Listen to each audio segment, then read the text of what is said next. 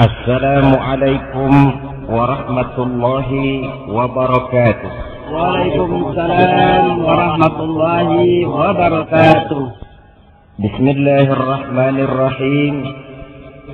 Alhamdulillahi rabbil alamin. Wassalatu wassalamu ala ashrafil anbiya'i wal mursalin, sayyidina wa maulana Muhammadin wa ala alihi wa ashabihi al-mujahidin at-tahirin, amma ba'd. Saudara-saudara kaum muslimin rahimakumullah, di awal pertemuan kita hari ini, marilah lebih dahulu sama-sama kita memanjatkan puji dan syukur kehadirat Allah Subhanahu wa ta'ala, Tuhan yang maha pengasih dan tidak pernah pilih kasih, Tuhan yang maha penyayang, yang sayangnya tidak terbilang, yang sampai pada saat ini masih memberikan kesempatan untuk hidup kepada kita bersama. Dan hidup itu sendiri sekurang-kurangnya pada saat ini telah kita gunakan untuk sesuatu yang insya Allah bernilai ibadah. Salawat dan salam mudah-mudahan senantiasa tercurah atas junjungan penghulu alam, Nabi besar Muhammad sallallahu alaihi wasallam beserta seluruh keluarga dan para sahabatnya. Amin ya rabbal alamin. Saudara-saudara, kita semua maklum bahwa segala sesuatu dalam kehidupan ini mempunyai ciri. Ciri membentuk identitas yang pada gilirannya akan menentukan kualitas dari sesuatu. Begitulah misalnya gajah dikenal orang karena gadingnya, badak diburu orang karena culaknya, dan rusa menjadi indah karena tanduknya. Kalau ciri segala sesuatu sudah hilang, biasanya kualitasnya akan menurun. Gajah yang kehilangan gadingnya tidak lagi akan diburu orang. Badak yang tak berculak tidak lagi akan dikejar orang. Dan rusa yang kehilangan tanduknya akan kehilangan keindahannya. Pindah dari contoh ini kepada soal iman, maka sesungguhnya orang-orang mukmin pun mempunyai ciri. Yang ciri ini akan membentuk kualitas kita sebagai seorang mukmin. Apabila ciri ini ada, maka nilai iman kita adalah nilai yang berkualitas. Karena itu, pada pertemuan kita kali ini yang akan kita jadikan pokok pembicaraan, apa sih sebenarnya ciri-ciri orang mukmin itu? Berangkat dari surah Al-Anfal ayat 2 dan 3. Allah Subhanahu wa ta'ala menjelaskan, A'udzu billahi minasy syaithanir rajim. Innamal mu'minun, sesungguhnya yang benar-benar dinamakan orang beriman itu ialah. Saudara lihat, ayat ini diawali dengan kalimat innama, yang dalam kaidah bahasa Arab dia dinamakan huruf taukid untuk memperkuat maksud dari suatu pembicaraan. Innamal mu'minun, sesungguhnya yang benar-benar dinamakan orang mukmin itu ialah yang di dalam dirinya terkumpul 5 ciri sebagai yang dijelaskan dalam kalimat berikutnya. Marilah kita perhatikan ciri ini satu demi satu dengan harapan mudah-mudahan keseluruhannya terdapat dalam diri kita masing-masing. Amin ya rabbal alamin. Ciri yang pertama, saudara, orang mukmin itu idza dzukirallahu wajilat qulubuhum. Manakala disebut nama Allah bergetar hatinya. Nama Allah sanggup menggugah jiwa dan perasaannya. Nah, masalahnya bagaimana ini bisa terjadi?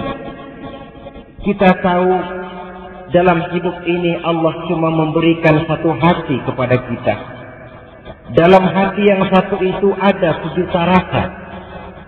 Logikanya, apa yang paling mengambil tempat terbesar di dalam hati kita, itulah yang kalau disebut hati itu akan bergetar.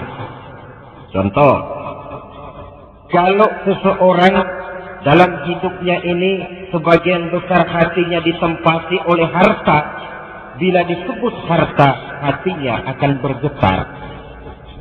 Kalau seseorang hatinya itu sebagian besar diisi oleh pangkat dan jabatan, maka manakala disebut pangkat dan jabatannya, hatinya akan bergetar.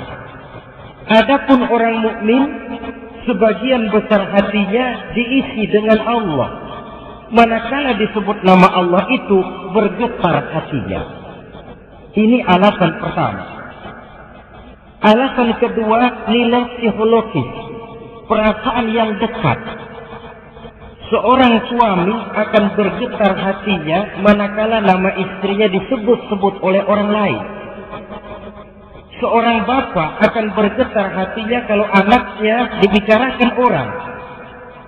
Sebagaimana seorang anak pun akan tertarik perasaannya bila kedua orang tuanya menjadi bahan gunjingan orang.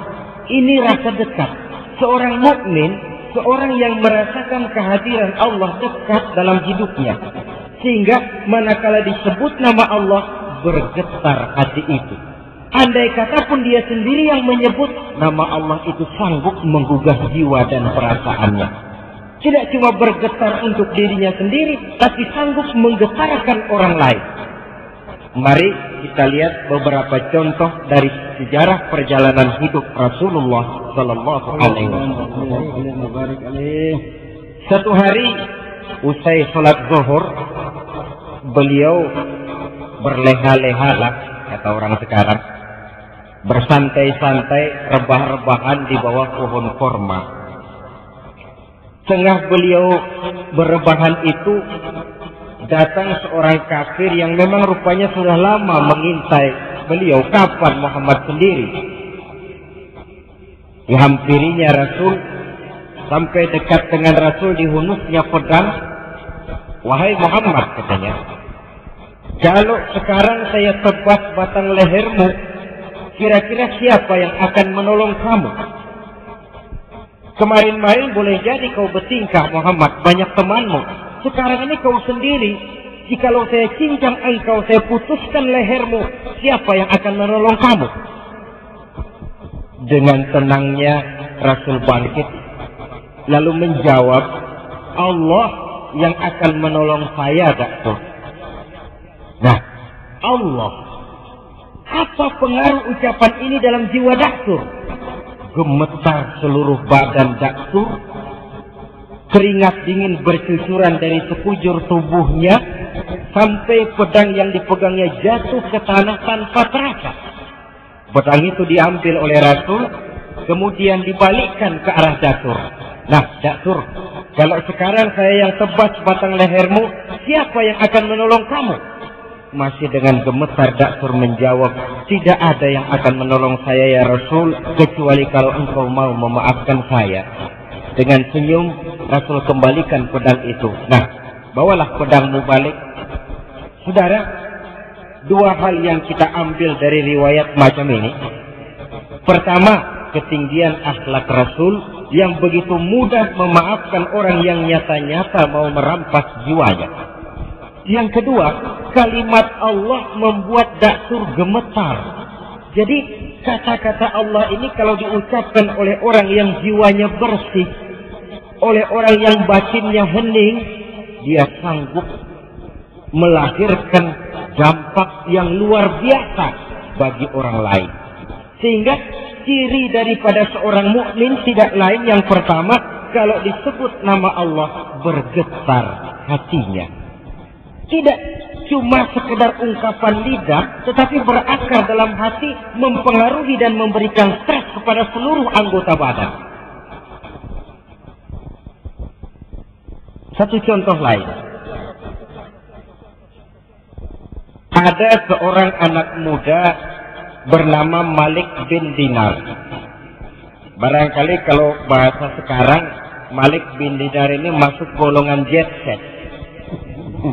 Sesuai dengan namanya, Malik itu raja, Dinar itu uang. Malik bin Dinar kalau terjemahan kasar, raja bin uang. Dia memang kelompok head. Kerjanya pesta.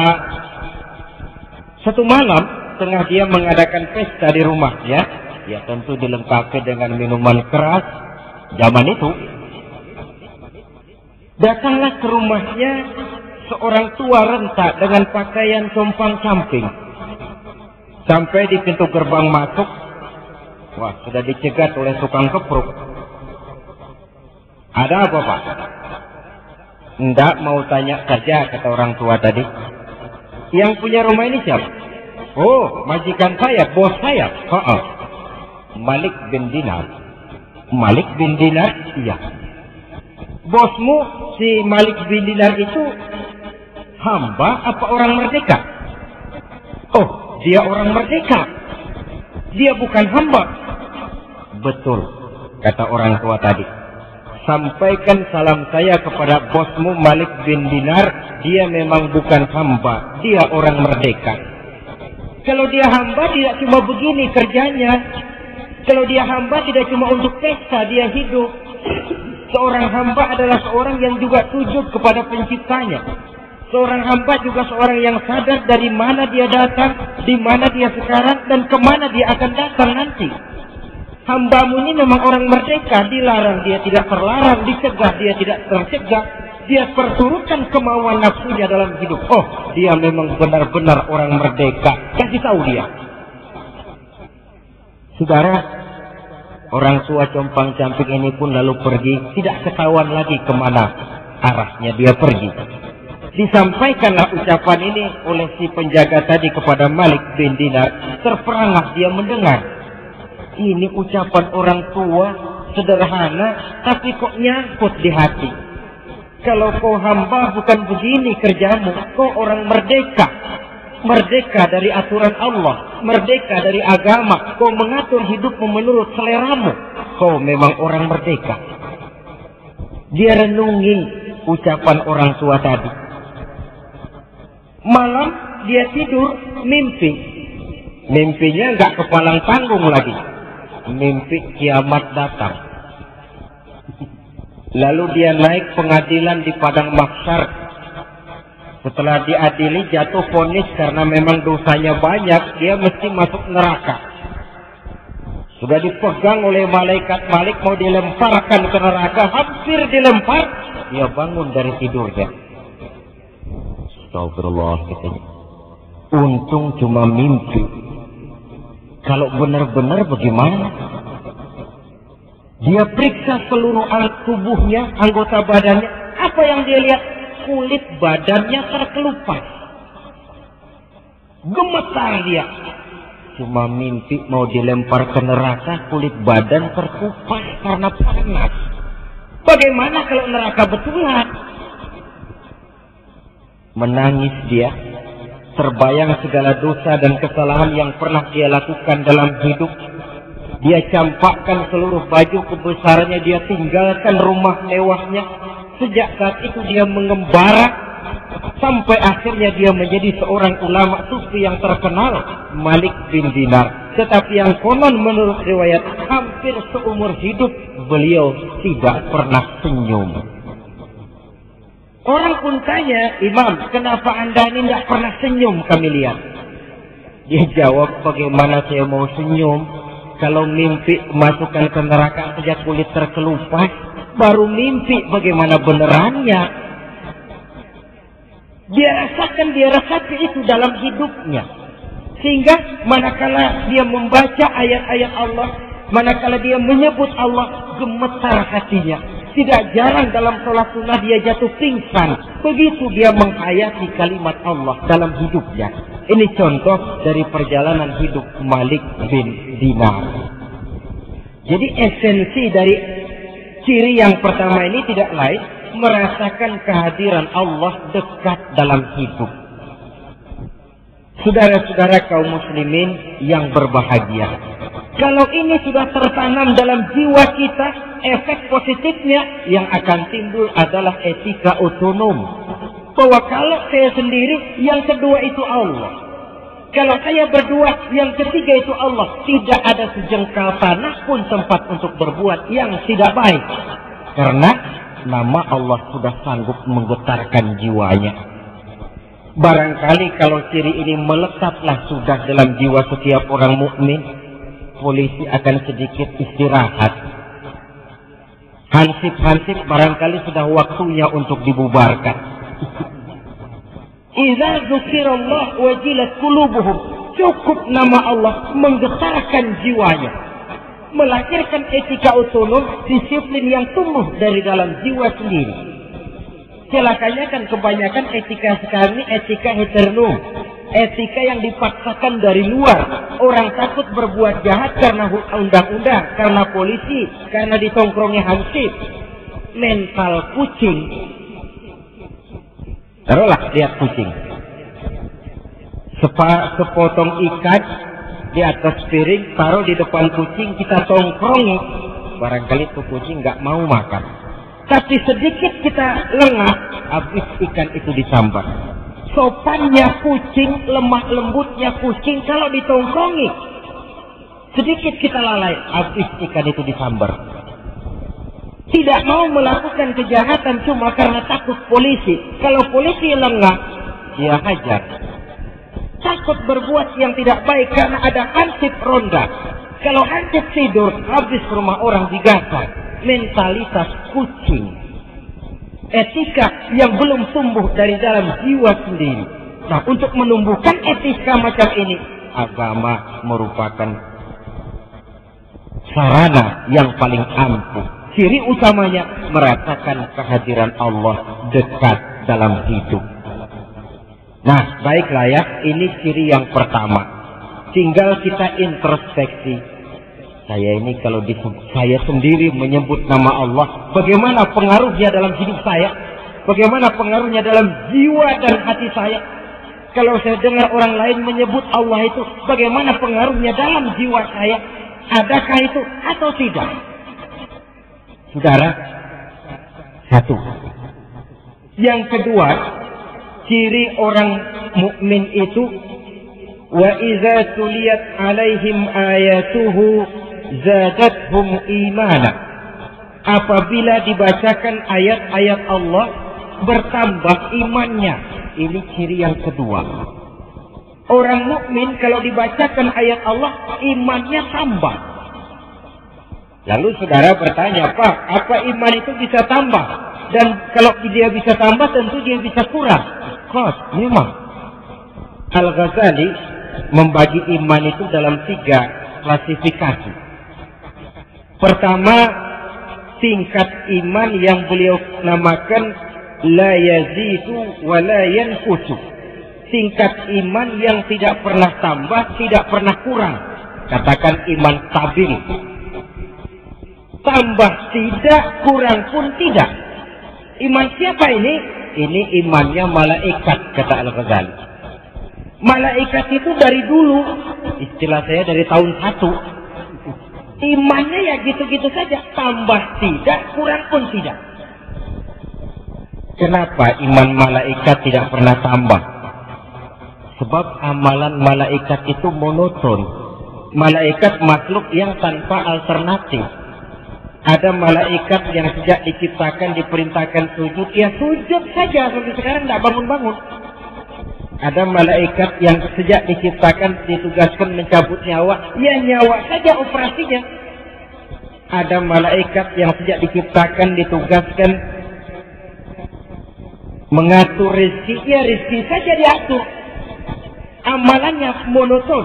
Nah, kalau kita kan amalan kita banyak. Saat ini dengar ceramah, datang malam kita tahajud, siang kita bisa baca Quran, ada rezeki sedekah. Amalan kita banyak. Malaikat amalan cuma satu macam. Tapi sebaliknya, iman malaikat pun tidak pernah kurang. Buktinya, malaikat tidak diberikan nafsu. Kecenderungan berbuat yang melanggar aturan Allah tidak ada sama sekali. Kan nggak pernah ada berita ada malaikat nyabat radio. Tidak ada perbuatan negatif yang dilakukannya. Jadi wajar kalau imannya lalu stabil. hampir tidak ada tantangan dalam hidup malaikat itu. Kalau bahasa kasar, kehidupan malaikat bukan kehidupan perjuangan. Dia makhluk yang secara instinktif diciptakan untuk taat kepada komando Allah tanpa sesuil pun keinginan untuk membangkang. Makhluk tanpa alternatif. Yang kedua, kata Al-Ghazali, imanun yazidu wa la yanqusu. Tingkat iman yang tambah terus dan tidak pernah kurang. Nah, ini imannya para anbiya wal mursalin, para nabi, para rasul, imannya tambah terus tidak pernah kurang. Iman plus. Coba lihat. Dalam sejarah tidak ada seorang rasul pun yang dianak emaskan. Semuanya berjuang, kadang-kadang terusir dari kampung halamannya, difitnah, dicaci maki, dilontari kotoran unta, diancam akan dibunuh. Tapi sekali kaki melangkah ke depan, pantang surut ke belakang. Tidak ada kita baca sejarah rasul karena perjuangannya terlalu berat lalu minta pensiun. Minta berhenti sajalah Tuhan dan kuat jadi nabi. Tidak ada. Makin berat perjuangan itu, makin mantap langkahnya. Iman para nabi dan iman para rasul. Yang ketiga, kata Al-Ghazali, imanun yazidu wa yanqusu. Tingkat iman yang bisa bertambah pun juga bisa berkurang. Inilah iman kita pada umumnya. Kadangkala grafik iman itu mengalami plus. Rajinlah kita sujud, rajinlah kita datang ke majelis taklim, sadarlah hati, banyak kita membaca Quran. Tempo-tempo iman itu mengalami pasang surut, maka kita pun jatuh ke lembah kehinaan. Nah, adapun orang mukmin cirinya kalau dibacakan ayat Allah imannya tambah. Nah, caranya bagaimana? Terlebih dahulu mari kita bicarakan apa sebenarnya ayat Allah itu. Ayat secara etimologi artinya tanda. Ayat Allah artinya tanda-tanda kekuasaan Allah. Sayyid Muhammad Rashid Ridha membagi ayat Allah itu menjadi dua bagian. Ada ayat yang tercipta oleh Allah dan ini dinamakan alam. Ada ayat yang tercipta oleh Allah, ini dinamakan alam. Dan ada ayat yang terucap oleh Allah dan ini dinamakan wahyu. Jadi lautan ayat Allah, bintang gemintang yang bertabur menghias angkasa ayat Allah, planet-planet yang beredar di angkasa luar ayat Allah, lautan ayat Allah, matahari, bulan dan bintang ayat Allah, gunung dan lautan ayat Allah, manusia ayat Allah yang tercipta. Quran ayat Allah, Injil yang diturunkan kepada Isa ayat Allah, Taurat yang diturunkan kepada Musa ayat Allah, Zabur yang diturunkan kepada Daud ayat Allah yang terucap oleh Allah. Kepada mukmin diperintahkan membaca dua ayat ini. Baik ayat yang tercipta maupun ayat yang terucap harus dipelajari. Pelajari angkasa luar karena itu ayat Allah. Membaca ayat Allah di angkasa luar lewat ilmu astronomi. Hasil pengkajian angkasa luar akan membawa orang kepada ucapan Rabbana ma khalaqta hadza batila. Wahai Allah, tidak engkau ciptakan semua ini sia-sia. Pengkajiannya terhadap angkasa luar makin menambah keimanannya. Dan nilai ilmiahnya memperkuat keimanannya. Jangan macam seorang astronot dari negeri Soviet, ya maklumlah Soviet namanya. Apa dia bilang? Bertahun-tahun saya meneropong angkasa luar, gak pernah ketemu yang namanya Tuhan. Ya pantas kalau memang motifnya sudah begitu. Mukmin tidak.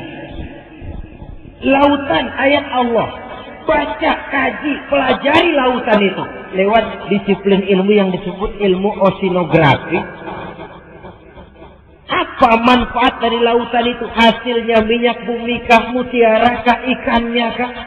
Hasil mengkaji laut, zadathum imana, tambah imannya. Dia baca bumi sebagai ayat Allah ini lewat ilmu geografi, mempelajari struktur susunan kulit bumi, kenapa bisa terjadi gempa, kenapa bisa timbul erosi, kekayaan apa yang ada di perut bumi. Hasil pengkajiannya zadathum imana, akan bertambah iman. Kalau kemarilah pola kita berpikir, bukan cuma di pondok pesantren kita bisa memperkuat iman. Masuk IPB bisa mendalami iman, masuk ITB bisa memperkuat iman, di fakultas kedokteran mempelajari anatomi tubuh manusia sanggup memperkuat iman. Mempelajari ayat Allah yang tercipta oleh Allah. Ini ayat pertama, ayat yang tercipta oleh Allah.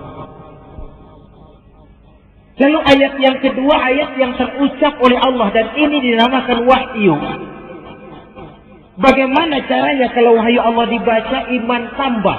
Saudara, kita saja yang umumnya tidak mengerti arti Al-Quran, kalau dia dibacakan dengan khusyuk, bisa mendatangkan daya tarik tersendiri. Apalagi kalau kita mengerti apa yang dibacanya. Sehingga pada saat Quran dibacakan orang, konsentrasi pikiran ini tidak hanya tertuju kepada kemerduan suara si pembaca, tetapi sudah beralih kepada apa isi yang dibacanya itu. Dia dengar orang baca misalnya, Alam tara kaifa fa'ala rabbuka bi ashabil fil, alam yaj'al kaidahum fi tadlil, wa arsala alaihim tayran ababil. Tergambar oleh dia peristiwa sejarah bagaimana ketika Abrahat mau menghancurkan Ka'bah dengan tentara gajahnya, Allah utus burung ababil, tentara gajah yang begitu luar biasa, hancur berantakan oleh kekuatan ababil yang diturunkan Allah. Allahu Akbar. Kalau membaca ayat ini, maha benar Allah, tambah imannya. Jadi tidak cuma sekedar terfokus kepada kemerduan suara si pembaca, tetapi kepada isi yang dibacanya. So kalau hanya terfokus kepada kemerduan suara si pembaca, boleh jadi yang dibaca ayat yang mengancam neraka, tapi si pendengar malah soye, Allah, soye. Itu kalau sudah pemikiran hanya terpusat kepada kemerduan suara si pembaca. Untuk menambah kekuatan iman, tidak hanya itu, tetapi juga memahami apa yang dibaca dari ayat-ayat Allah. Ideal memang, kadang-kadang di satu pihak kita sangat pandai membaca Allah yang terucap, wahyu. Tapi di lain pihak kita gagal membaca ayat Allah yang tercipta berupa alam ini. Sehingga boleh jadi minyak kita di laut disedot orang lain. Boleh jadi ikan kita di laut digarap orang lain. Nah, sementara itu di lain pihak, ada orang-orang yang sangat pandai mengkaji ayat Allah yang tercipta, tapi buta terhadap ayat Allah yang terucap. Doktor dia di bidang ilmu bumi, doktor dia di bidang ilmu alam, tapi buta terhadap Al-Quran umpamanya. Ketimpangan-ketimpangan semacam ini setidaknya merupakan bahan pemikiran kita untuk menciptakan keseimbangan minimal untuk generasi mendatang. Supaya apa? Supaya pandailah kita membaca ayat Allah baik yang tercipta dalam bentuk alam ini maupun yang terucap dalam bentuk wahyu. Kalau kedua ayat ini sudah pandai kita baca, maka insya Allah manakala dibacakan ayat-ayat Allah bertambah iman. Sekali lagi, baik ayat yang tercipta oleh Allah maupun ayat yang terucap oleh Allah. Inilah ciri orang mukmin yang kedua. Yang ketiga, saudara-saudara, ciri orang mukmin itu wa ala rabbihim yatawakkalun. mereka hanya berserah diri kepada Allah. Mereka hanya bertawakal